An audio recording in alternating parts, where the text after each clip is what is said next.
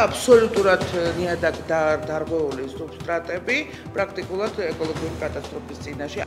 იქ ცალსახად არის დანაშაული, მოდით ვთქვათ, ამ ქალაქის წინაშე, მისი მოსახლეობის წინაშე.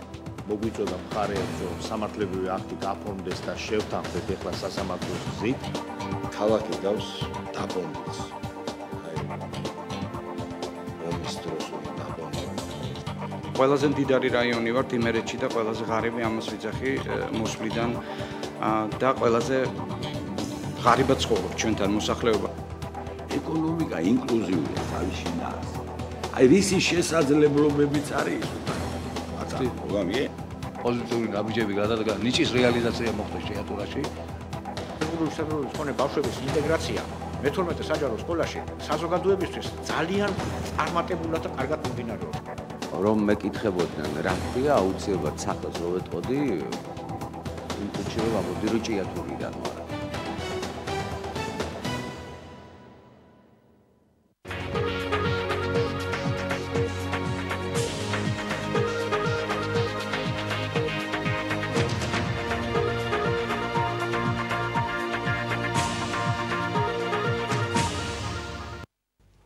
მოგესალმებით, ვედი ეკავშირი ობიექტივი განაგრძობს პირდაპირ ეთერში ტელე და რადიო მაუწყებლობას თქვენ უსმენთ და უყურებთ თოქ-შოუს ჭიათურის საათი. მე ჟურნალისტი გიორგი კასრაძე ვარ და მომდევნო 50 წუთის განმავლობაში მე და ჩვენს ტელემაყურებელს საშუალება ექნება დაუსვას კითხვა ჭიათურის მუნიციპალიტეტის გამგებელს ბატონ სულხან მახათაძეს. ჩვენ ვისაუბრებთ მიმდინარე პროექტებზე და იმ პრობლემებზე, რომელიც მუნიციპალიტეტში არსებობს. კიდევ ერთხელ შეგახსენებ სტუდიის ტელეფონის ნომერს 0322 388 Skype-ით ობიექტივი 2.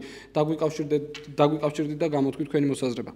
ძალიან დიდი მადლობა ბატონ სულხან გადაცემაში მონაწილეობისათვის. ჭიათურის მუნიციპალიტეტში სამწუხაროდ და ეს არა მხოლოდ ჭიათურის მუნიციპალიტეტის მაგალითზე, დღევანდელ რეგიონებს ძალიან უჭირს და მათ შორის ერთ-ერთი ალბათ არის ჭიათურა. კიდევ ერთი პრობლემა შეემატა მუნიციპალიტეტის ხელმძღვანელობას გადასაჭრელად, ეგრეთ წოდებული 25-ის დასახლებაზე ფანცულაიას ქუჩა ნომერ 13-ში 9 სართულიანი კორპუსი ექსპერტიზის დასკვნის შედეგად აღმოჩნდა ავარიული და საჭირო იყო დაუყოვნებლივ მოსახლეობის განსახლება იქედან. დავიწყოთ პირველი სწორედ ამ შეკითხვას დაგისვამთ, რამდენად წამოვიდა მოსახლეობა თანხმობაზე დაეტოვებინა საცხოვრებელი ფართები. დღეს არის თუ არა ისეთი მოქალაქე, რომელიც უარს აცხადებს გამოსვლიდან? ძალიან დიდი მადლობა მინდა გადაგიხადოთ პირველ რიგში ბატონო გიორგი მოწვევისათვის. ვესალმები თქვენს გადაცემას, რამე თუ რა თქმა უნდა ჩვენს ტელემაყურებელს იქიდან გამომდინარე, რომ დღეს ვისაუბრებთ იმ მნიშვნელოვან საკითხებზე, რომელიც ჩვენი მუნიციპალიტეტისთვის, ჩვენი საზოგადოებისთვის ნამდვილად საინტერესო იქნება. ზოგჯერ თუნდაც შეიძლება ითქვას ბევრჯერ ხშირად ითქმის ხოლმე კრიტიკა, რა თქმა უნდა კრიტიკა ჩვენთვის მიღებულია, რომელიც არგუმენტირებულია და შესაბამისად მზათა ვართ ყველა იმ კითხვას პასუხი გავცეთ, რომელიც ჩვენ საზოგადოებას გააჩნია.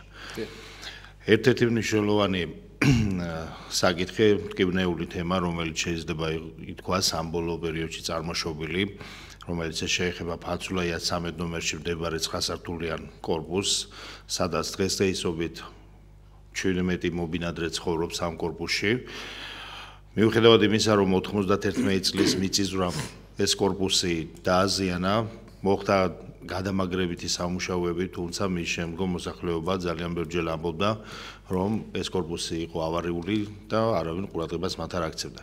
ჩვენ ჩამოვიყვანეთ სამხარაულის ექსპერტიზის ბიურო, რომელმაც შეისწავლა ასევე აღმოაჩინა მწვავე ავარიული ზონები გარკვეულ კონსტრუქციულ ნაწილში და შესაბამისად მოითხოვა, რომ დაუყოვნებლივ მოხდარიყო მოსახლეობის ევაკუაცია. ვისარგებლოს შემთხვევიდან მადლობა მინდა გადაუხადო იმერეთის სამხარეო გუბერნიას ბატონ გიორგი ამაშუგას, რომელიც ჩამომძანებული იყო და მთელი დღის განმავლობაში ესწრებოდა ამ პროცესს. ჩვენ საკმაოდ გაგვიჭირდა ამ მოსახლეობისთვის აგვეხსნა და ასე რომ ვთქვათ ევაკუაციის კუთხით გაგვეყვანა ალტერნატიულ ფართებში, თუმცა დავარწმუნეთ ისინი საბოლოოდ, რომ მათ ქუჩაში არ მივატოვებდი და შესაბამისად რა თქმა უნდა ამ კორპუსზე ჩატარდებოდა როგორც მისი გამოკვლევითი, ასევე გადამაგრებითი სამუშაოები თუ კორპუსის რენტაბელობა შესაძლებელი იქნება.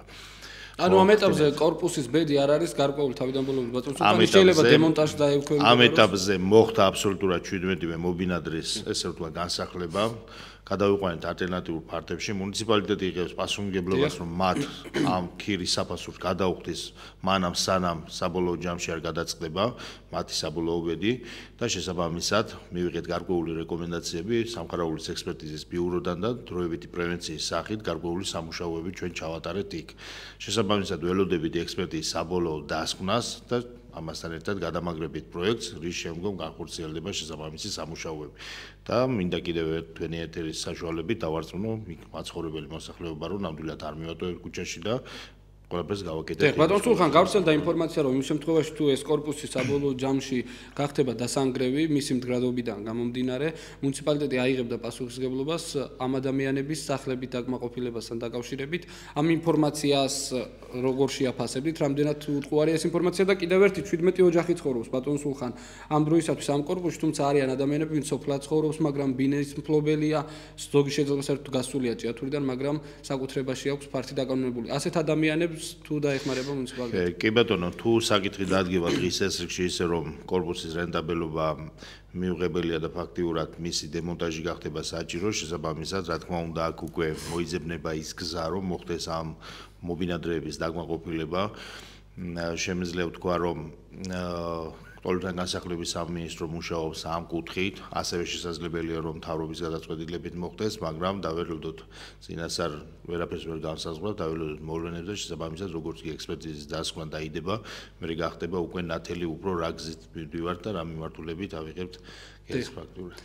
კიდევ ერთი საკითხი ჩვენ ტელემაყურებელს და ქართულ საზოგადოებას ზოგადად ძალიან კარგად იცის, გასულ წელს თბილისის მერიას ძალიან ბევრი ტენდერი ჩაუვარდა, იყო შემთხვევები, როდესაც დავით ნარმანიას გზების არ დაგების გამო აკრიტიკებდნენ. მუნიციპალიტეტებში, სხვადასხვა მუნიციპალიტეტში მეტნაკლებად ეს პრობლემა იყო, ვერ ვიტყვით რომ ჭიათურისთვის ეს იყო მასშტაბური და რაღაც მნიშვნელოვან ჩავარდნებთან ჰქონდა საკითხი, თუმცა ცალკეულ ლოკალურ ადგილებში იყო პრობლემები. განსაკუთრებით ჭავჭავაძის ქუჩა გამოირჩეოდა ამ კუთხით, იგივე ასფალტის დაგება, როდესაც არამდგრადი აღმოჩნდა საბოლოოდ საფარი და ასევე ზამთარში მოპირკეთებული დეკორატიული კედელი, რომელიც საბოლოო ჯამში ჩამოიშალა. რამდენადაც მაქვს ინფორმაცია, ინდ მეწარმემ უკვე აიღო პასუხისმგებლობა მისი მოწესრიგების და ხელთავიდან აღდგენის საუბარი მაქვს კედელზე, თუმცა რა ხდება საგზაო ინფრასტრუქტურასთან დაკავშირებით.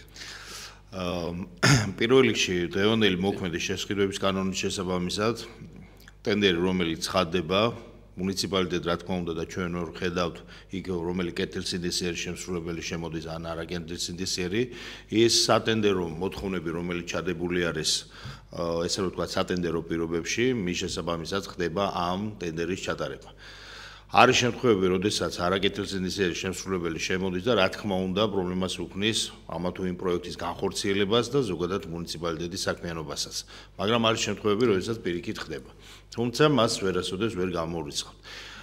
ჭავჭავაძის და ნიკოპოლის ქუჩების შემთხვევაში, რომელიც უნდა დაესრულებინათ 2015 წლის განმავლობაში უნდა დაესრულებინათ ეს შიდეეზოების მოპირკეთებითი სამუშაოები, მოასფალტებითი სამუშაოები უпроსორად გავიდა გარკვეული პერიოდი კომპანია რომელიც საერთოდ არ გამოჩნდა და შესაბამისად ყველანაირი კომუნიკაცია მათთან გაწყდა. გარკვეული პერიოდის შემდგომ ამას გულისხმობ იქიდან გამომდინარე და ხაზს უსვამ იქიდან გამომდინარე უпроსორად რომ არის პერიოდი სადაც გარე ინფრასტრუქტურული პროექტების განხორციელებისთვის საჭირო არის გარკვეული კლიმატური პირობები და ტემპერატურა, თუნდაც შიდაეზოების მოასფალტების კუთხით რომ ავიღოთ.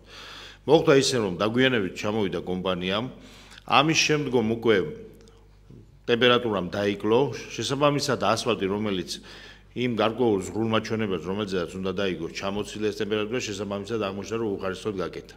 ჩვენ მას მივმართეთ რა თქმა უნდა წერილობით, მოიტანა ექსპერტიზის დასკვნა და მითითებული იყო რომ არ იყო დამაკმაყოფილებელი როგორც ესე რომ ვთქვათ ლაბორატორიული მაჩვენებელი ამ ასფალტის და ხარისხი.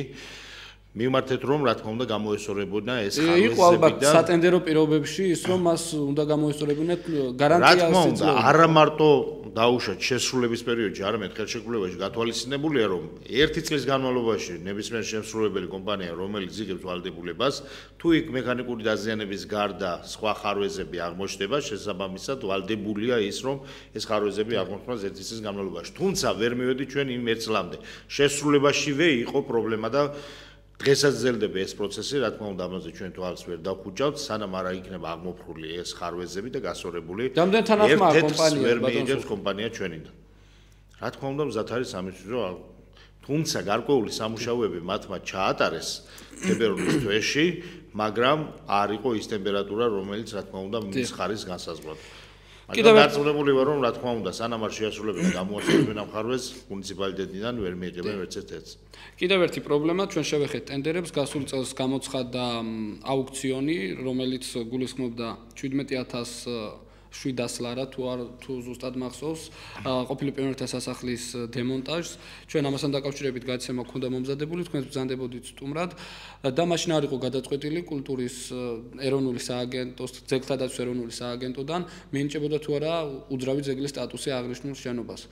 რა ინფორმაცია გაქვთ თქვენ, მიენიჭა თუ არა, რამდენადაც ჩემთვის ცნობილია, სამუშაოები არის შეჩერებული. რა ვადით არის ბატონ სულხანს შეჩერებული თუ საერთოდ მიიღეთ გადაწყვეტილება, რომ თქვენ გახსოვს ამ ტელეეთერში მე ვისაუბრე ზუსტად პიონერთა სახლთან მიმართებაში, რომ პირადად ჩემთვის მიუღებელი იყო, რომ მას ძეგლის სტატუსი მინიჭებოდა, იქიდან გამომდინარე, რომ შენობა არის აბსოლუტურად ესე რომ ვთქვათ, დაანგრევის პირას მისული და ფაქტიურად დაანგრეული დაშლილია მზიდი კონსტრუქციები. და მე იყო ძეგლთა დაცვის სააგენტომ გადაწყვეტილება, რომ რა თქმა უნდა ეს აგორებული შავი პიარი, რომელიც მის მისამართი გარკვეული ჯგუფებიდან წამოვიდა, რომ თითქოს ჩვენ რაღაც ისეთ შენობას ვანგრებით, რომ რაღაც წარმოადგენდა მნიშვნელოვან ობიექტს, თუმცა კიდევ ვიმეორებ, რომ არქიტექტურულად ის გარკვეული თაღოვანი ნაწილი ჩემთვისაც ძალიან მომხიბვლელი და ლამაზია. მე იყო გადაწყვეტილება, რომ მას მინიჭებოდა ძეგლის სტატუსი. იქ სამუშაოები რა თქმა უნდა გაჩერებულია აბსოლუტურად, მაგრამ სამწუხაროა რომ დღეს მუნიციპალიტეტს არ გააჩნია იმის შესაძლებლობა რომ ის აღადგინოს როგორც კულტურული მემკვიდრეობის ძეგლი. ამ შემთხვევაში სამინისტრომაც უნდა დახმარება გაუწიოს. რა თქმა უნდა ესე ჩვენი პასუხისმგებლობის ქვეშ დგას, ნამდვილად არ მინდა და არაესთეტიკურია რომ ეს დანგრეულ უსახურ შენობას მიაჩერდეს საზოგადოება და მუდმივად ამაზე ჩვენ აპელირებდით, თხოვე კულტურის მინისტრს ბატონ მიხეილსაც, რა თქმა უნდა ბატონ ნიკოლოზ ანტიძესაც, რომ პირველ რიგში იქნებ შესაძლებლობა მოხდეს იმისა, რომ მოხდეს მისი პროექტირების ნაწილის დაწყება მაინც. რომ გარკვეული პროექტი მომზადეს და შესაბამისად თანხმობა მათ მხრიდან მაქვს მიღებული, რომ ძეგლთა დაცვის სააგენტო მოამზადებს პროექტს იმისათვის, რომ საბოლოო სახე როგორი ექნება მას, თუმცა ჯერ დონორზე არ არის საუბარი, ვინ დააფინანსებს მას. ის რომ მუნიციპალიტეტს დღეს მის სახსრები არ გააჩნია, ეს ფაქტია. ჩვენ ისედაც ძალიან მძიმე სოციალურ ფონდთან გვიჭრებს ესე რომ ვთქვათ ჭიდილი და შესაბამისად რა თქმა უნდა თუ არ დაგვეხმარა ესე რომ ვთქვათ კულტურის სამინისტრო, ძეგლთა დაცვის სააგენტო და გარკვეული დონორი არ მოიძებნა მის დასაფინანსებლად, ამას ჩვენ ნამდვილად საკუთარი ხარჯებით ბიუჯეტი არ შეძლებს. თუმცა მიუხედავად იმისა, რომ ესე მოხდა და საბოლოო ჯამში შეჩერებული იყო და გადაწყდა ის, რომ მას ძეგლის სტატუსი მიენიჭა, რა თქმა უნდა ჩვენ ქალაქის ინტერესებიდან გამომდინარე და ზოგადად მისი ერსახიდან გამომდინარე ვალდებულად თვლით ჩვენ თავს, რომ რა თქმა უნდა დავიწყოთ თუნდაც ამ კუთხით მუშაობა და გარკვეული ნაბიჯები გადავდგეთ, მაგრამ რა თქმა უნდა მაქვს დიდი იმედი კულტურის სამინისტროს, ძეგლთა დაცვის სააგენტოს იმისათვის, რომ მომეხმარებათ. მე ძალიან დიდი იმედი მაქვს ბატონ სულხან და როდესაც კულტურის სამინისტრო ამა თუ იმ ობიექტს ძეგლთა დაცვის სააგენტო ანიჭებს ძეგლის სტატუსს, ალბათ მის შენახვა მოფრთხილებაზეც გარკვეულწილად მაინც უნდა აიღოს პასუხისმგებლობა. პირველი ზარია დღევანდელ გადაცემაში მობილურად გვიკავშირდება ჩვენ ტელევიზიიდან რადიო მსმენელი. გისმენთ პირდაპირ ეთერში ხართ. შეკითხვა მაქვს ბატონ სულხანთან. ძანეთ მოკლედ. მოკლედ ის არის კი ბევრი რამე კეთება, მაგრამ მე ვცხოვრობ ჩაჩარეთის 38 დონეში, ლიფტი არ მუშაობს, გამოცხადდა ტენდერი და მარტო ერთ სადარბაზოში აკეთებენ და შეიძლება თუ არა რომ მარტო ერთ სადარბაზოა, ბიდის და მეორე არ არის. გასაგებია, ძალიან დიდი მადლობა ზარისათვის, საერთოდ გასულ წელს ესეც გარკვეულ პრიორიტეტულ სფეროს წარმოადგენდა ბატონ სულხან მუნიციპალიტეტის ტერიტორიაზე, ქალაქის ტერიტორიაზე მაღალსართულიან სახლებში ლიფტების აღდგენა, 9 აპრილის ქუჩაზე რამდენიმე კორპუსში ლიფტი აღდგა, საუბარია ამ შემთხვევაში ჩაჩანძის ქუჩაზე, ალბათ ეგრეთ წოდებულ ზარმაცების გაჩერებას გულისხმობს ქალბატონი. ყველა სადარბაზო დაკმაყოფილდება თუ არა ლიფტით? ჩვენ ამ კუთხით ძალიან საკმაოდ სოლიდური ნაბიჯები გადავდგით. ფაქტიურად 45-მდე მაღალბინიანი საცხოვრებლის ლიფტი გვაქვს აღდგენილი დღის მდგომარეობით.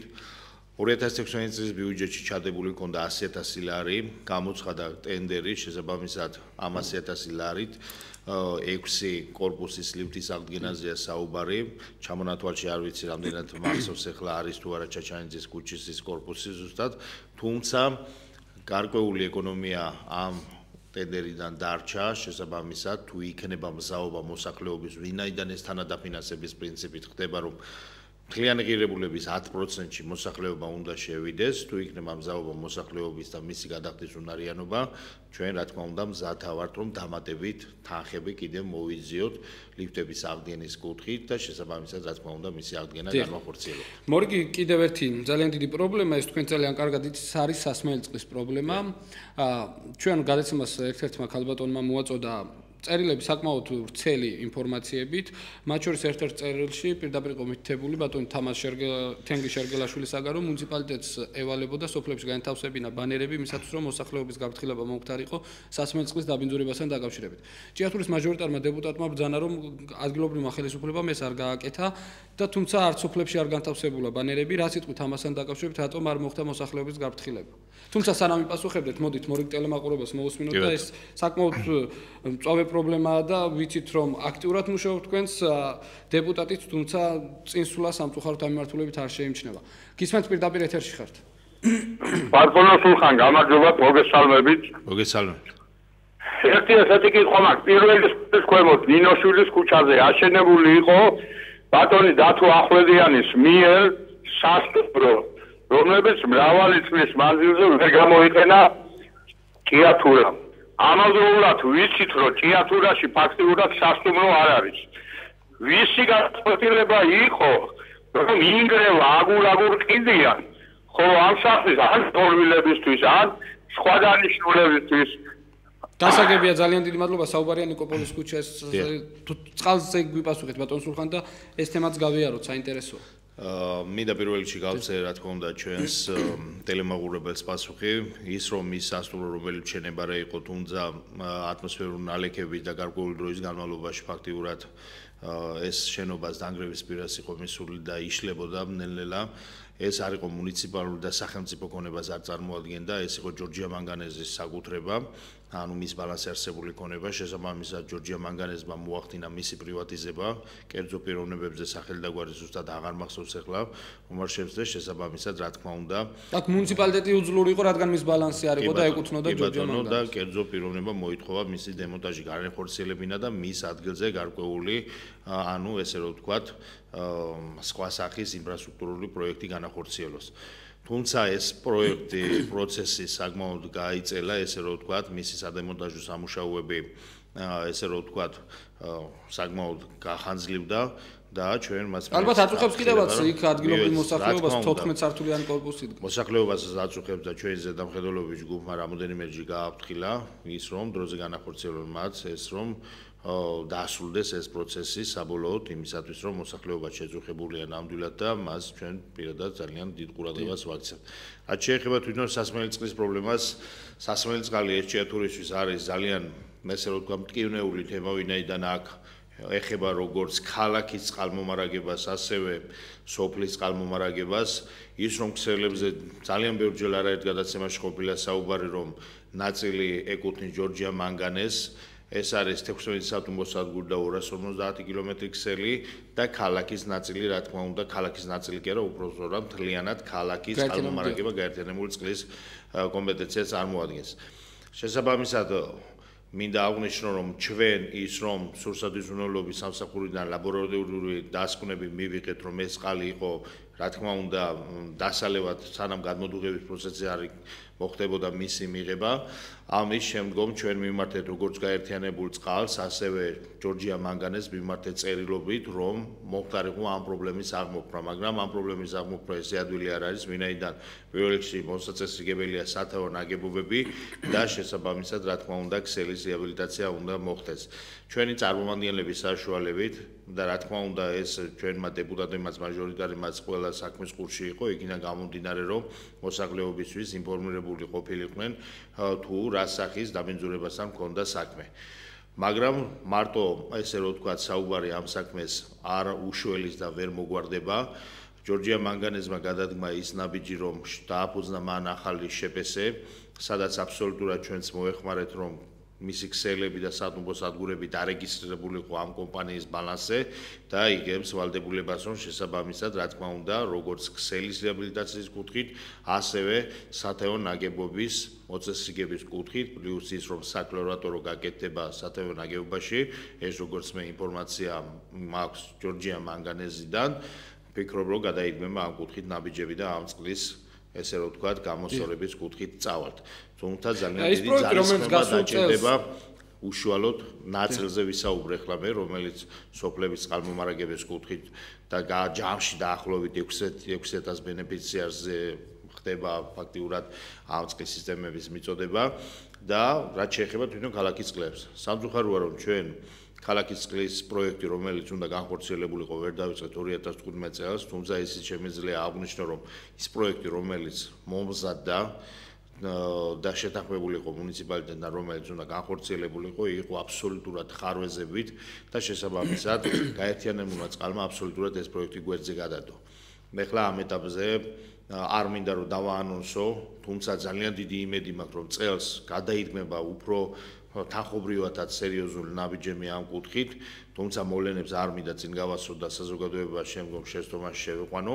ძალიან დიდი იმედი მაქვს იმისა, რომ პროექტი დაახლოებით ამ ზაფხულის პერიოდში დასრულდება, შესაბამისად დონორიც უკვე მოძიებულია და მე ვფიქრობ, რომ წელს უკვე საკმაოდ მნიშვნელოვანი პროექტის განხორციელების მომსწრენი გავხდებით. მე ამის ძალიან დიდი იმედი მაქვს, ვინაიდან უკვე სარწმუნო ინფორმაცია მაქვს სხვადასხვა უწყებებიდან, მაგრამ თუმცა არ გამოურიცხავ, რა თქმა უნდა, ალბათობასაც შესაბამისად ჯერ წინასწარ კომენტარს ვერ გავაკეთებ და ვერ დავაანონსებ. თუმცა ალბათ იმედები რომ აქ ამას არც ასე ღიად არ იტყოდით, უბრალოდ მე მართლა მინდა ეს ყველაფერი ჭიათურაში გამოსწორდეს, არ დაწყებულა რა თქმა უნდა ქართული ოცნების ხელისუფლების პირობებში, არც იმ გასულ 9 წელში, რომელსაც რომელიც ასე ძალიან არ მოგწონს ჩვენ მე და ჩემს ტელემაყურებლებს და არც სამწუხაროდ კიდევ უფრო წინა ხელისუფლების პირობებში დიდი ხანია ეს პრობლემა დგას.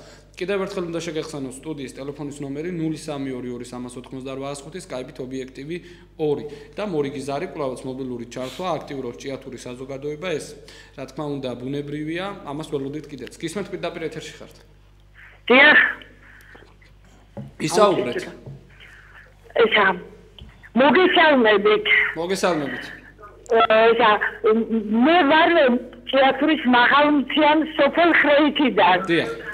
მოგეხსენებათ, რომ კრიტიკა ადამიანებს აფხიზლებს, მაგრამ არ შემიძლია მადლიერების გზნობა არ გამოვხატო ბატონის სულხანის მიმართ. ხრეითში აშენდა საბავშვო ბაღი 35 მოსავლისათვის, 35 ბავშვისათვის. ახლა გაიხსნა იუსტიციის სახლი, დასაქმდა ადამიანები, 80-მა ოჯახმა, კერესელიძეებმა და ლაშქერმა მიიღო სასმელი წყალი. აგრეთვე მოიხრეშა საუბნო გზები, რემონტი გაუკეთდა ჯაფარიძეთა სახლ-მუზეუმს. ბევრი რამ არის, რა თქმა უნდა, გასაკეთებელი და ბატონ სულხანთან მაქვს ერთი შეკითხვა. ეს მოიხრეშება თუ არა ტაბათაწევის უბნისაკენ მიმავალი გზა. გასაგებია, მადლობა ზარისათვის. სულხანთან თქვენგან კიდევ ბევრს ვეროდებით. ძალიან დიდი მადლობა ზარისათვის, აი ესე დადებითი ემოციებიც ისმის ხოლმე ჩვენს ეთერში. ძალიან დიდი მადლობა მინდა გადავუხადო, რა თქმა უნდა, ეს მადლობა იმის ნიშანი არ არის, რომ ჩვენ რა თქმა უნდა ვალდებულები ვართ იმისათვის, რომ ჩვენს მოსახლეობას ჩვენი შესაძლებლობიდან გამომდინარე დაუდგეთ გვერდში. ის რომელიც ქალბატონმა ჩამოთვალა ნამდვილად რა თქმა უნდა გასაკეთებელი იყო და კიდევ ბევრი რამე არის გასაკეთებელი არა მარტო სოფელ ხრეითში, ასევე ყველა 60 სოფელში და პლუს ქალაქის ადმინისტრაციულ ცენტრში თვითონ ჩვენ წელს დავიწყებთ უბრალოდ დაწყებული გვაქვს 2015 წელს გადავდგით მნიშვნელოვანი ნაბიჯი განიხილების რეაბილიტაციის კუთხით. წელს დაიხარჯება მილიონამდე თანხა ამ პროექტის განხორციელებისთვის და საბოლოოდ ჩვენი მიზანი არის რომ ასფალტირებული გზა მივიყვანოთ სოფელ ხრეითის ცენტრამდე.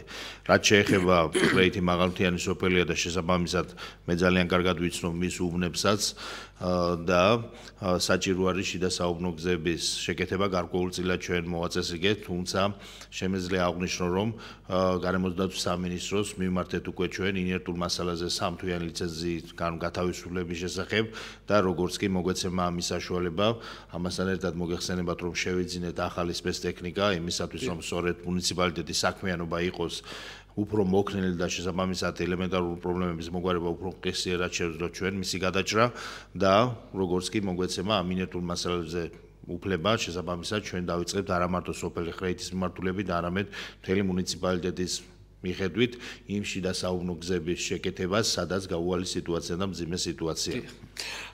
ქალბატონმა მაღალმთიანი რეგიონების შესახებ არსებული კანონი აღნიშნა, ახსენა და მე მინდა ერთ სასახარულო ინფორმაცია უთხრა ჩვენს ტელემაყურებლებს. ჭიათურის 13 სოფელი მოხდა 2016 წლის 1 იანვრიდან ამოქმედებულ კანონში, რომელიც თუმცა შესაძლებელია დაემატოს კიდევ. დაემატოს 1 აპრილამდე აქვს ადგილობრივ ხელისუფლებას პერიოდი, თუმცა ერთ სასახარულო ინფორმაცია რაც შეეხება ბატონ სულხან, შეიძლება ეს თქვენთვისაც უცნობია, სულ რამდენიმე მე მგონი წუხელ საღამოს გადაწყდა და პარლამენტმა უკვე მესამე მოსმენითაც დაამტკიცა. ის 40 სოფელი მოგეხსენებათ თავიდან 53 სოფელი იყო მაღალმთიანი რეგიონების სტატუსის სიაში 1999 წელს კანონით გათვალისწინებული. ის დანარჩენი 40 სოფელი, რომელიც ადრე სარგებლობდა შეღავათებით, გარკვეული შეღავათები ამ სოფლებში ცხოვრებ ადამიანებს ეკნებათ. მე გუშინ წინ სოფელ პერევისიდან დამირეკეს და იყო მათი შეკითხვა და ამ შეკითხვასაც დაგისვამთ, არის თუ არა საუბარი პერევისისათვის მაღალმთიანი რეგიონის სტატუსის მინიჭებასთან დაკავშირებით, თუმცა პერევისლები რა შეღავათებითაც ადრე სარგებლობდნენ საშემოსავლო გადასახადისთან მიმართებაში, თუ არის მრავალშვილიანი ოჯახი, საერთო თავისუფლება საშემოსავლო გადასახადისაგან, თუ ორი შვილი ყავს, ის მხოლოდ 10%-ს იხდის. ტელემაყურებელს უპასუხოთ და ამ თემასაც ჩავუღრმავდეთ ბატონ სულხან. გისმენთ? ალო. დიახ. გამარჯობა. გამარჯობა. ბატონ სულხანთან მაქვს შეკითხვა. ბრძანეთ ქალბატონო. ხო, ჩემი სახლი მდებარეობს შუქრუთში. დიახ. არის ავარიულ მდგომარეობაში, ჯერ მაღარ რომ დაანგრია, მერე მიწისძვრები იყო რამე და ოჯახური პირობების გამო მე გორში ვცხოვრობ, ვერ მივხედე, ვერ ჩამოვედი რომ მიმეკითხა. რა შეიძლება რომ ახლა გაკეთდეს ამის შესახებ? გასაგებია, მადლობა ზარისათვის, უპასუხოთ ტელემაყურებელს. კი ბატონო. ერთ-ერთი მტკივნეული თემაა ჩვენთვის ჭიათურაში. არაერთი სახლი არის ესე მძიმე მდგომარეობაში, თქვენ ითქვისელი ბრძანდებით და კარგად იცით ბაცგარაძეების უბანი განსაკუთრებით. როგორც მიწისძვრისგან დაზარალებული, ასევე თვითონ საბადოს მიწისქვეშა დამუშავების შედეგად დაზარალებული მოსახლეობა ძალიან ბევრია. სამწუხაროა, რომ მუნიციპალიტეტი, რა თქმა უნდა, ცენტრალური ხელისუფლების დახმარების გარეშე ვერ შეძლებს კერძო სახლების რეაბილიტაციას. ის რაც 2012 წელს იყო მერჯერადად გამოყოფილი პრეზიდენტის არეზერვო ფონდიდან მიწისძვრის დაზარალებულები თითქოს, მაგრამ საკითხავია ეს თანხები წინა საარჩევნო პერიოდის ამ ეტაპზე ბიუჯეტში არ არსებობს თანხას, რომ ამ კუთხით წავიდეთ და დავეხმაროთ ჩვენ საზოგადოებას. თუმცა აქ სამართლებრივად საკითხავია ის, თუ მოხდა დაუშვათ კომპანიის მხრიდან მიწისქვეშა დამუშავების შედეგად, რა თქმა უნდა, ვალდებულება და პასუხისმგებლობა ესე რომ ვთქვათ, ეკისრება კომპანიას, რომ მათ შესაბამისი კომპენსაცია მიცეს. მაგრამ აქაც რიგ პრობლემებს ვაწყდებით ჩვენ, ვინაიდან 2007 წლის 1 იანვარს შემოვიდა ახალი კომპანია საბადოზე, მანამდე არსებული ვალდებულებები, ჭიათურ მანგანუმის დროინდელი არსებული ვალდებულებები, რომელიც ფაქტიურად გაკოტრდა და იქიდან გარკვეული თანხა, რომელიც შესაბამისად გადაერიცხა სამინისტროს, იქიდან განაწილდა გარკვეულ დაზარალებულ ოჯახებზე. არ ვიცი ახლა რამდენად მოხდა იმ დაზარალებულების ოჯახში, თუმცა ჭიათურ მანგანუმის დროინდელი დაზარალებული მოქალაქეების მიმართ ვალდებულებას დღეს ახალი კომპანია ჯორჯია მანგანეზი აღარ ყებულობს. შესაბამისად ამ კუთხით ძალიან გვიჭირს ჩვენ მერმა ყველა დაიფაროს მიმდინარე სტიქიების დროს, ჩვენ გვაქვს ბიუჯეტში გათვალისწინებული თანხა, იმისათვის რომ ჩვენ მოქალაქეებს დავეხმაროთ მაქსიმუმ 5000 ლარის ოდენობით ხანძრის ან სტიქიის შედეგად. თუმცა მოსახლეობა აქ პრობლემას აწყდება, ბატონ სულხან, როდესაც გვახსოვს ჩვენ ძლიერი სიტყვა, სანამ თბილისში ეს 13 ივნისს ესე ძლიერი ტრაგედია დატრიალდებოდა, ჩვენთანაც სტიქიამ შემოუტია ჭიათურას, საუბარია სიტყვაზე და გაუნადგურდა მოსახლეობას სახნავ-სათეს სავარგულები. გარკვეული ნაწილი მე მახსოვს მაშინ მუნიციპალიტეტში შეიქმნა კიდევაც სპეციალური კომისია, რომელიც შეისწავლიდა ზარალს და დაადგენდა ზარალს, თუმცა რამდენადაც მოსახლეობის დახმარება შემდეგ არ მომხდარა. თუ ეს შეეხებოდა და ძირითადად საცხოვრებელ სახლებს და ინფრასტრუქტურას, რა თქმა უნდა, ამ შემთხვევაში ჩვენ სტიქის სალიკვიდაციო სამუშაოების გარკვეული თანხების დახმარება შეგვიძლია როგორც სარეზერვო ფონდიდან, ასევე ცენტრალური ხელისუფლების დახმარებიდან, მაგრამ თუ ეს შეეხება სახნავს სავარგულებს, რა თქმა უნდა, აქ როგორც წესი მოქმედებს აგრო დაზღვევა და შესაბამისად თუ აქვთ მოქალაქეებს და მოსახლეობას დაზღვეული, შესაბამისად მისი კომპენსაციები გაიცემა. ამ ეტაპზე სამწუხაროდ ვერ მოხდა სწორედ ამის გამო, რომ სამართლებრივი კუთხე ამის არ მოიძებნა, რომ ამ მოსახლეობას დავხმარებოდეთ. თუმცა მინდა დავასრულო ბატონ გიორგი ამ სახლებთან დაკავშირებით რაც შეეხება ძალიან ბევრი სახლი გვაქვს ესეთი ამორტიზირებული და ფაქტიურად ბევრი სიძველისგან, ბევრი მიწისძვრისგან, ბევრი ესე რომ ვთქვათ სამთო დამუშავების შედეგად სამწუხაროა რომ მუნიციპალიტეტი დღესდღეობით ამ პრობლემის მოგვარებას მთლიანად თავის სახსრებიდან გამომდინარე ვერ ერევა და ვერ შეძლებს როგორც აღნიშნე მიმდინარე სტიქიებზე ჩვენ ვეხმარებით ჩვენ მოქალაქეებს თუმცა ეს წლების განმავლობაში იმდენად ბევრი არის დაგროვილი რომ ამ ეტაპზე მისი შესაძლებლობა მუნიციპალიტეტს არ გააჩნია თუ იქნება გარკვეული დახმარება რა თქმა უნდა ცენტრალური ხელისუფლების მხრიდან ამ კუთხით და შეძლებს რა თქმა უნდა ხელისუფლება ამ კუთხით მუშაობთ თუ არა ცენტრალურ ხელისუფლებასთან იციან თუ არა ჩვენი პრობლემები რა თქმა უნდა ეს თემები ჩვენ გვაქვს დასმული თუ კი მოიძებნება დამატებით თანხები ნამდვილად სათავარ ჩვენ დაუდგეთ ჩვენ მოქალაქეებს გვერდით თუმცა აქვე მინდა დავძინო ერთი რამე რომ ტოლობა და განსახლების სამინისტრო მუშაობს ძალიან ეფექტურად და საკმაოდ კარგად იმისათვის რომ ეკომიგრანტები ვინც არის არა მარტო ტოლვილები ეკომიგრანტები ვინც არიან ვინც დაუშვათ ქულათა სისტემით ითვლება მათი საცხოვრებელი ბინის კრიტერიუმების შეფასება ხდება იმ შემთხვევაში თუ დღესდღეობით 21 ქულიანებზე ხდება საცხოვრებელი სახლების მოძიება შესყიდვა და მომავალში როგორც სამინისტროდან მაქვს შეტყობინება რომ 13 ქულიანებზედაც მოხდება საცხოვრებელი ბინების დაკმაყოფილება თუმცა რა თქმა უნდა სამინისტროსაც თავისი შესაძლებლობა და რეზერვი აქვს იქიდან გამომდინარე ეტაპობრივად ხორციელდება ეს ეკომიგრანტებისთვის თუ რა თქმა უნდა ტოლვილები ცალკეთება არის სადაც ეხმარება სამინისტრო ესეთ კატეგორიის ადამიანებს. გასაგები, მორიგი ზარია, კლაუს მობილური ჩართვა გისმენთ. ალო. დიახ. მოგესალმებით. ალო, მოგესალმებით ბატონო გიორგი, მოგესალმებით ბატონო სულხან. მოგესალმებით. ალო. დიახ, ისაუბრეთ, გისმენთ, მოგესალმებით. ჩვენ ტელევიზორს დაუწიოთ და ისე ისაუბრეთ. ბატონო გიორგი. მიუხედავად ყოველწლიურად წეს განცხადებას, რომ საუბნო გზა გვაქვს საშინელ მდგომარეობაში. რომელი სოფელი დარეკავდა, იქნებ ტელევიზორს ჩაუწიოთ ცოტა, ქალბატონო. სოფელი პერევისის ჩაჩანიძეების უბანი. დიახ. გასაგებია, ძალიან დიდი მადლობა სოფელ პერევისის ჩაჩანიძეების უბანში აღმოჩნდა რომ საუბნო გზის მოწესრიგებას ეთქოს. ჩაჩანიძეების უბანს აქვს არა მარტო წყლის პრობლემა, უпроსორად გზის პრობლემა, არამედ წყლის პრობლემაც აქვს მათ. შესაბამისად მათი წყლის სისტემები მიერთებული არის ჯორჯია-მანგანის წყლის სისტემებთან.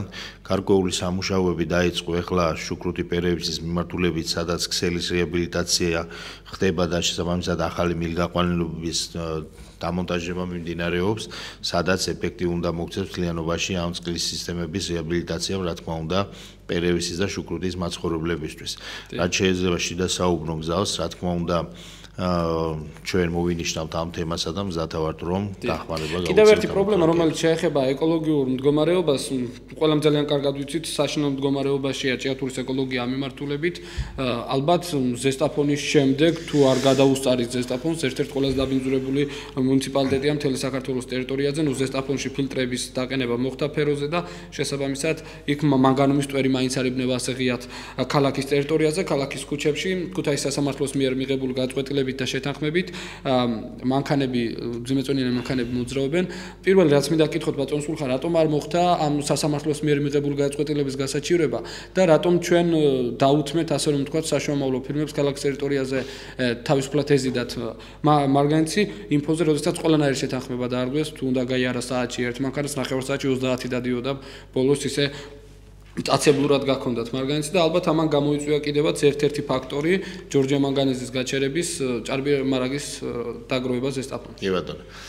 ეს საკმაოდ ხანძლივი პროცესია ბატონ გიორგი, იქიდან გამომდინარე რომ ჩვენს ქალაქში არსებობს ესეთი ეკოლოგიური პრობლემა, შესაბამისად მუნიციპალიტეტის საკრებულომ თავის დროზე მიიღო გადაწყვეტილება რომ დადგენილება რომელიც გამოვიდა და აიგზალა ნედლი-მადნის დატვირთულ ძინეწონიანი მანქანების გადაადგილებას გარკვეული შეზღუდვები გარდა ფორს-მაჟორული სიტუაციისა სამწუხაროდ ეს პროცესი საკმაოდ ესე რომ ვთქვათ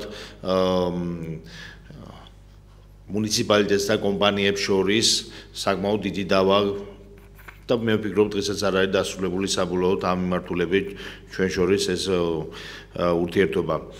ის რომ საკრებულო მიიღო დადგენილება, მოხდა ჯორჯია ტრეიდინგის მიერ გასაჩივრება, რომ ეს დადგენილება გაუქმებულიყო, რამე თუ ესე რომ თქვა თუმცა ალბათ სამართლიანი უფლებები ყველაზე მეტად ჯორჯიან ტრეიდინგი არღვევს საბოლოოდ თანხმებას. სამეწარმეო საქმიანობის შეზღუდვის კუთხით იმისათვის რომ ხელს უშლიდა მუნიციპალიტეტის მიღებული გადაწყვეტილება მათ სამეწარმეო საქმიანობაზე და ალტერნატიული გზის არარსებობის გამო, ამიტომ შეიტანა საჩივარი სასამართლოში და შესაბამისად მოხდა ის რომ საჩხერის სასამართლომ ნაწილობრივ დააკმაყოფილა ჯორჯია ტრეიდინგის მოთხოვნილება და ის მიმართულება რომელსაც თქვენ ძალიან კარგად იცით ჩაჩაინძის ქუჩის მიმართულებით, ცხოვრებაძის ქუჩის მიმართულებით, მემორიალიდან პირობითად პირველ საშუალო სკოლამდე მოხსნა შეზღუდვა ვინაიდან ეს იყო სახელმწიფო დანიშნულების გზა. ამის შემდგომ მოხდა რომ მუნიციპალიტეტმა გაასაჩივრა ქუთაისის სააპელაციო სასამართლოში ეს გადაწყვეტილება და ქუთაისის სააპელაციო სასამართლომ იმისათვის რომ არ დაეტოვებინა ძალაში საჩხერის გადაწყვეტილება სასამართლოს გადაწყვეტილება მოგვიწოდა რომ მხარეებს შორის შეთანხმება მომხდარიყო. იქიდან გამომდინარე რომ რა თქმა უნდა არ იყო გზები პირობითად ბალანსი აყვანილი შიდა სახელმწიფოებრივი გზა რომელი იყო და რომელი იყო სახელმწიფო ცენტრალური გზა შესაბამისად საკრებულოს მიერ გადაწყვეტილება დადგენილება უნდა მოქმედებდეს რა თქმა უნდა როგორც მუნიციპალიტეტის გარკვეულ ადმინისტრაციულ ერთეულში შიდა მისაკუთრებაში არსებულ გზებზე და ვერ განახორციელებდა მას კონტროლს რა თქმა უნდა სახელმწიფო დანიშნულების გზაზე.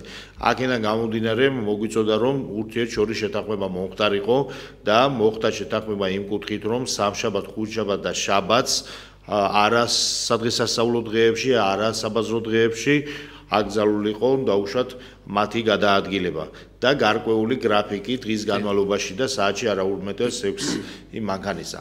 ამის შემდგომ უკვე სასამართლომ დაგვავალა ჩვენ რომ მოხდეს ახალი სამართლებრივი აქტის გამოცემა და საკრებულომ უნდა მიიღოს რა თქმა უნდა გადაწყვეტილება ამის შესახებ.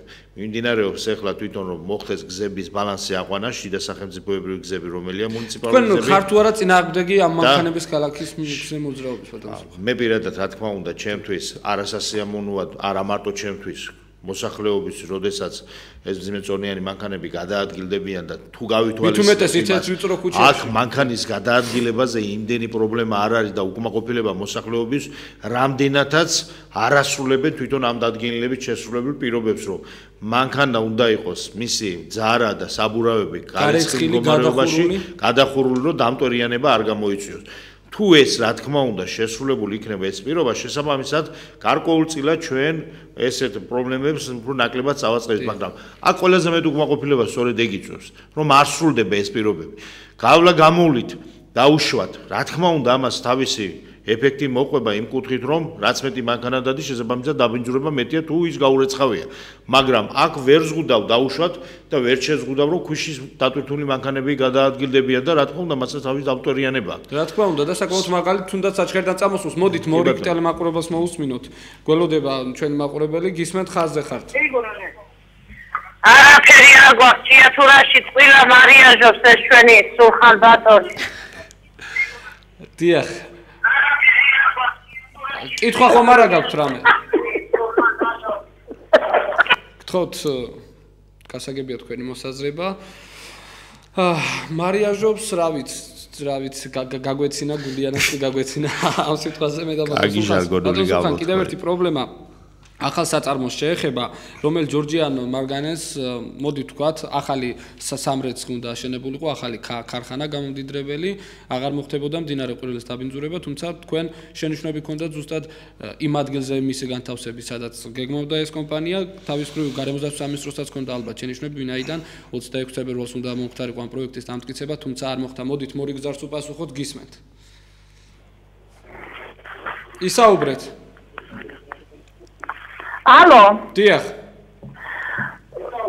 მარხასთან მაგ შეკითხვა მღვიმელის სულხანთან მაგ შეკითხვა ეს განაცვალე შეკითხვა მაგ ასეთი მღვიმელის ქუჩა რო სასწაულად დაბინძურებული არის რა ფუქს მომწევს იმისას რამოდენიმეჯერ მოსახლეობა რომ ჩავედით მასთან და შევეხვეწეთ შევემუდარეთ დედაშვილურად თხოვეთ რომ დაგხმარებოდა რაღაცას ქუჩაში ვერ გადავარ, თანჯარას ვერ ვაღებ, სარეთ გარეთ ვერ ფედარ, ვერაფერი. რა მდგომარეობაში ვარ? ნუ თუ ერთხელ ამოსულა ჩვენ ქუჩაზე გაუგია მაგას რა მდგომარეობა არის.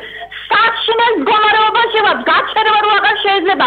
არ შეიძლება რომ ქუჩები დასუფთავდეს და ისე რატია დასუფთავდეს კანაურები და ისინი რა მდგომარეობაში ვარ. კომუნისტების დროს როგორ ცხოვრობს და დღეს როგორ ვაცხოვრობს ეს გალაქსი. მით უმეტეს მონასტერში დადის და ხედავს რა მდგომარეობაში არის ჩვენი ქუჩა. რამდენჯერ შევაკეთ წუხეთ მოსახლეობა, რამდენჯერ მივედით, მაგასთან ერთხელ არ მიიღო ჩვენი ყურადღება მაგან. გასაგებია, ძალიან დიდი მადლობა თქვენ ზარისათვის. ობიექტურად უნდა ვთქვათ ბატონ სულხან. იმ ტერიტორიაზე მწვანე ხეს ვერ ვნახავთ. ყველა არის მარგანეცის, იმხელა წვერი და ფენი დაფარული, ხი არის შავი.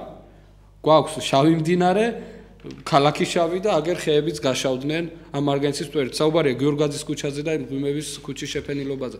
რა პასუხს გასცემდით თქვენ ჩვენს მოგონებებს? გიორგაძის ქუჩას ძალიან უჭირს მართლაც ეხლა არამოსულაო ქალბატონი რომელიც ზანებს არამოსულა კი ყოველდღე იქ დავდივარ და ძალიან კარგად ხვდები იმ გზაზე რა სიტუაცია არის. თუმცა ერთი შემეძლია ვთქვა რომ საგზაო ესე რომ ვთქვა საგზაოს კუთხით იქ ერთ-ერთი სანიაღვრე არხი არის რომელიც მისი გაწმენდა საჭირო და შესაბამისად იმისათვის რომ ხდება რომ წვიმიან პერიოდში ივსება ეს სანიაღვრე არხი და შესაბამისად რა თქმა უნდა და გადმოდის ბევრჯერ ამ გზაზე.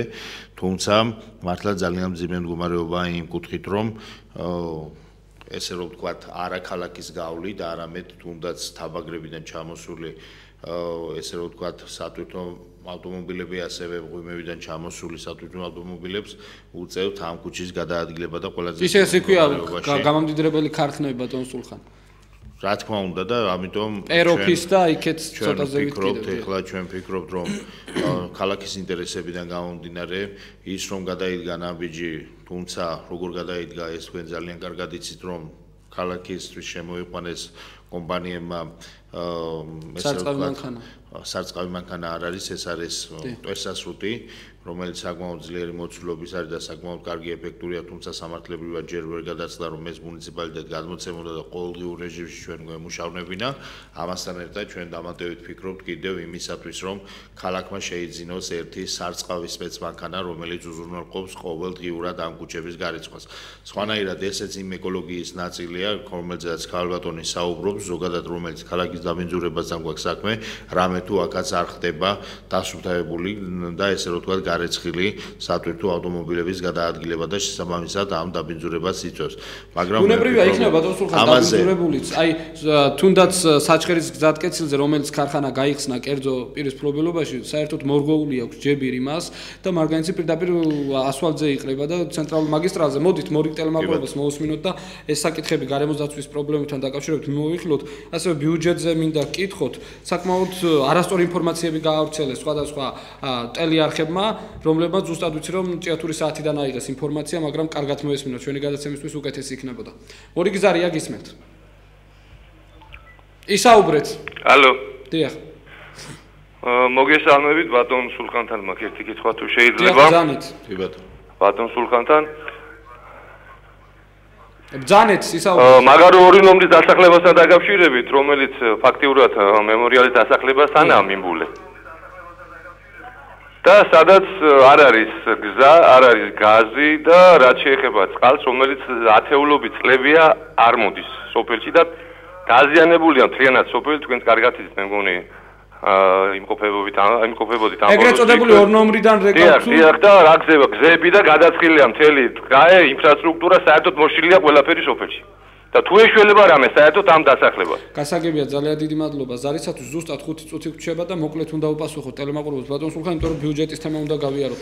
საბაგიროებზე მინდოდა მეკითხა, თუმცა განი არის საკმაოდ მტკივნეული, ისევე როგორც მღვიმევი ხალიფაური და ასე შემდგომ, რა თქმა უნდა, ორი ნომერი ძალიან მძიმე მდგომარეობაში იმყოფება პირველ რიგში. მე მაქვს მოლაპარაკება ჯორჯია მანგანესთან, როგორც კი პერევისა შუქრუთის მიმართულების ქსელის რეაბილიტაცია დასრულდება, შესაბამისად მოხდება ამ მიმართულებითაც ახალი ქსელის გაყვანა იმისათვის რომ ორ ნომერზე ერთხელ და სამუდამოდ მოვაგვაროთ წყლის პრობლემას რაც შეეხება. შესაბამისად რომ იქ რომ დღეს ახლა ღია კარიერული წესით სამუშაოები მიმდინარეობს და ესე რომ ვთქვათ ნიადაგები დეგრადირებულია და წყობრიდან არის გამოსული, ეს არის რა თქმა უნდა ეკოლოგიის და გარემოს დაცვის კუთხით საკმაოდ სერიოზული სამუშაო და რა თქმა უნდა მე ვფიქრობ რომ აქ არა მარტო მუნიციპალიტეტმა თავის კუთხით არა მარტო კომპანიამ არამედ გარემოს დაცვის სამინისტრომაც ძალიან აქტიურად უნდა იმუშაოს იმისათვის რომ გათვალისწინებულიყოს ბატონ სულხან არც ერთი მუნიციპალიტეტი 20 მილიონიან პროექტზე არ იტყოდა უარს თუ მასში ძალიან დიდ ხარვეს არ დაინახავდა საუბარი მაქვს იმ ახალ საწარმოზე რომელს გახსოვს ჯორჯია მანგანეზი გეგმავდა რა ხარვეზი დაინახეთ თქვენ ისეთით რომ 20 მილიონიანი პროექტი შეჩერდა დროებით არანაირი პრობლემა მუნიციპალიტეტს კერძოდ მე თუ პირიქით ის ახალი ინვესტიციების სახით შემოვა ჩვენს ქალაქში და თუ მოხდება საბოლოოდ რომ მდინარე ყვირილა ერთხელ სამუდამოდ გაიწმინოს ამას მივესალმებით ხელს კი არ შეუწყოთ შეუშლით პირიქით ხელს შეუწყობთ უпроსორად მაგრამ იქ არის დამატებით კომპონენტი რომელიც უნდა შემოვიდეს იქ არის რომ ცოფის ეგრეთ წოდებული ცოფის ხეობაში გააკეთეს გარკვეული დამბები და მოეწყოს წყალს შლამსაცავი მოეწყოს ეს გარემოს დაცვის მინისტრი ბატონი გიგლა როდესაც ჩაუმზადებული იყო ჩვენ ეს ხეობა ერთად დავათვალიერეთ გარემოს ზემოქმედების ანგარიში როდესაც შედგება თქვით რომ კიდევ ერთხელ შევხვდეთ სამინისტროში და გავიაროთ ეს რამდენად იქნება შესაძლებელი ვინაიდან ამ ხეობას ესაზღვრება ორი სოფელი და ფაქტიურად ორი სოფელი სარგებლობს ამ ხეობით თუ ეს იქნება მისაღები რა თქმა უნდა ისედაც ხეების მონატრებული რაიონი ეს ხეობა ფლერტმა გამოვიდეს ყობრიდან და ჩადებულია ის რომ 40 წლის განმავლობაში თურმე ეს ხეობა უნდა ამოიცოს და გასწორდეს რამაშიც მე ვერ წმუნდები და ვერ ვფიქრობ იმას რომ ეს იქნება მყარი მშრალი მასა რომელიც დაილექება და შესაბამისად როგორც ნიადაგი ისე დადგება საბოლოო ჯამში. გასაგებია სწორედ ამიტომ არ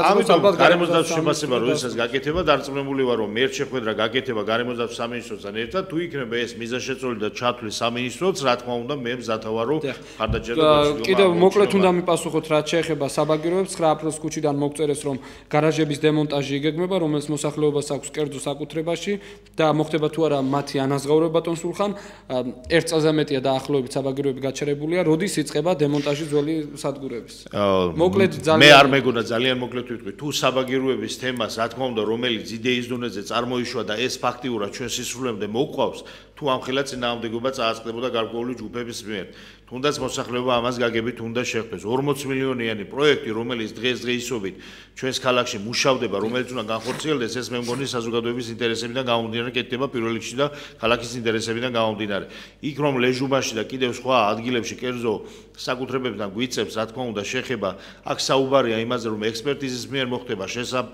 შეფასება ამ ტერიტორიების და სახელმწიფო წავა რა თქმა უნდა გამოსყიდვით კუთხით წავა სახელმწიფო იმისათვის რომ გამოისყიდოს და დაზარალებული არ იყოს თუმცა რაც შეეხება მაგას იქ აბსოლუტურად უკანონოდ არის განთავსებული ის ავტოფარეხები სადაც არანაირი დოკუმენტი მათ არ გააჩნიათ შესაბამისად თუ იქნება ბატონ სულხან ბიუჯეტთან დაკავშირებით უნდა გკითხოთ ბიუჯეტთან დაკავშირებით მოდით პირდაპირ ვიტყვი რუსთავი ორმა საკუთარ PS-ში გასულ რეპორტაჟში აღნიშნა რომ 2 მილიონი ლარი თქვენ უკან დააბრუნეთ თბილისის ცენტრალურ ბიუჯეტში ჯერ ალბათ თანხები ასე მარტივად ბიუჯეტებში უკან არ ბრუნდება მე ეს ვიცი თუმცა მართლა ქონდა ჩავარნა და 800,000 ლარი მოგრჩა გასულ წელს ასეთ ღარიბ მუნიციპალიტეტში რამდენად შესაძლებელია 800,000 ლარი დაგვრჩეს ჩვენ ძალიან დიდი მადლობა რომ ეს თემა შემახსენეთ იქიდან გამომდინარე რომ ამ ბოლოს ტელეეთერში ძალიან ცუდად აიჭრა ეს თემა და ეთყობა გარკვეული ჯგუფები დაინტერესებულია რომ მუნიციპალიტეტის საქმიანობა დისკრედიტაცია მიაყენოს თუმცა მინდა აღვნიშნო რომ მე ამ თემაზე მართლაც მინდოდა გამეკეთებინა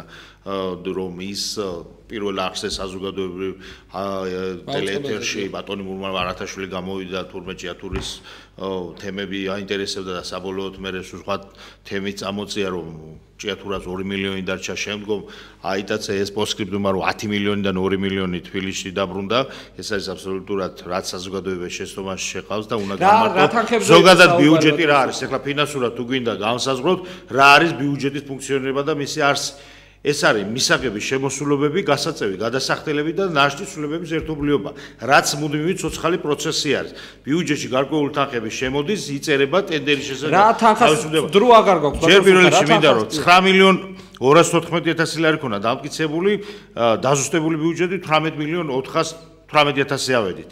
აქედან გამომდინარე წლის განმავლობაში ძალიან მნიშვნელოვანი პროექტები განმახორციელებთ, მაგრამ გარკვეული ვალდებულებები, რომელიც დაკონტრაქტებული სამუშაოები იყო, თუ ეხლა დრო გქონდეს სამწუხაროდ ტექნიკური ჯგუფი გვიწერს, რომ ყველანაირ ზღვარს გადავაჭარბეთ. მოკლედ უნდა ბრძანოთ 800.000 ლარი ბატონ სულხან, რა თანხა იყო? ეს არის 200.000 ლარი, რომელიც ბუნებრივი რესურსების მოსაკრებელიდან ჩამოირიცხა დეკემბრის თვეში და შესაბამისად ვერანაირ პროექტებს განმახორციელებდით. 280.000-მდე ეს არის ტენდერებიდან დაზოგილი თანხები, არის ადმინისტრაციული ხარჯები როგორც გამგეობიდან, ასევე IP-ებიდან და ასევე არის, რა თქმა უნდა, ძველი ვალდებულებები მთავრობის გაგრძელებით, აქ არანაირი პროექტი მუნიციპალიტეტს არ ჩაუგდია, პირიქით, ივლისის თვეში დავამთავრეთ რეგიონალური განვითარების ფონდიდან გამორიცხული თანხები და 4 მუნიციპალიტეტს შორის ერთ-ერთი იყო ჭიათურა, შეუძლიათ გადაამოწმოს. წარმატებულ მუნიციპალიტეტებს შორის დასახელდა, ძალიან დიდი მადლობა ბატონ სულხან, 200.000 ხელმოწერა შეგროვდა, კინო 200.000 ხელმოწერა შეგროვდა კინოს ასაფუნქციონებლად, მე ვიცი რომ თქვენი თანხმობაც ამასთან დაკავშირებით არსებობს, უბრალოდ ჯერ პროექტს უნდა გაეცნოთ. ეთერში იყო თოქ-შოუ ჭიათურის საათი, ყველანაირ ზღვარს გადავაჭარბე, იმედია ტექნიკური ჯგუფი მომიტევებს, გემშვიდობებით მომავალ შეხვედრამდე.